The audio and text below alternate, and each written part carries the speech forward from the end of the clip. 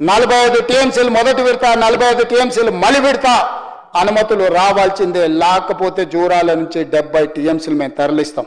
ఇవాళ జూరాల నుంచి అక్కడికి మార్చడం వల్ల జూరాల మన ప్రాజెక్ట్, కర్ణాటక నుంచి వచ్చే కృష్ణా జలాలు, భీమా జలాలు మొదట జూరాలనే వస్తాయి. వచ్చినట్టే ఇటే తెచ్చుకుంటే ఎవరు వస్తారో చూస్తా. జగన్మోహన్ రెడ్డి వస్తాడా, చంద్రబాబు నాయుడు గారు వస్తారా, నరేంద్ర మోడీ వస్తాడా ఆపడానికి నేను కూడా చూస్తా అధ్యక్ష.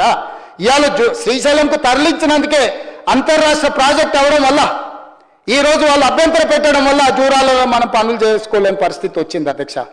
అనుమతి ఇచ్చిండ్రా, సరే సరే, అనుమతి ఇవ్వకపోతే జూరాల నుంచే నీళ్లు తెచ్చుకుంటాం, ఎవరో చడ్డుకుంటారో నేను చూస్తా అధ్యక్ష. తెలంగాణ పట్ల, తెలంగాణ రైతుల పట్ల మా చిత్తశుద్ధిని ఎవడైనా ప్రశ్నిస్తే ఆయన తోలు తీస్తా అన్నాడు కదా అధ్యక్ష. తోలు తీయడమే కాదు, నాలుక కోస్తాం అధ్యక్ష. ఇంకేదైనా మాట్లాడు, ఇంకేదైనా విమర్శించు, మా చిత్తశుద్ధి, మా నిజాయితీ, మా నిబద్ధత పట్ల అడ్డగోలుగా మాట్లాడితే తోలు తీస్తా అన్న వాళ్ళ నాలుక కోస్తా అధ్యక్ష.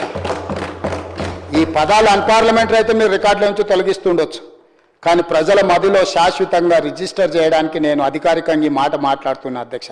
మనం ఎన్నైనా అక్బరుద్దీన్ ఓవైసీ గారు ఒక మాట చెప్పారు, अरे भाई कितना भी लड़ो, कुछ भी करो, मैं राज्य के लिए नुकसान नहीं पहुंचाना, हम लोग एक कट्टा हो जाना, हम अलग अलग पार्टी का होगा, अलग अलग एजेंडा होगा, अलग अलग एजेंडा होगा, मगर हम लोग जब तेलंगाना जनता के लिए, आवाम के लिए जब काम करते, हम सब लोग इकट्ठा होकर लड़ना बोल के जो अकबरुद्दीन ओवैसी जी ने कहा।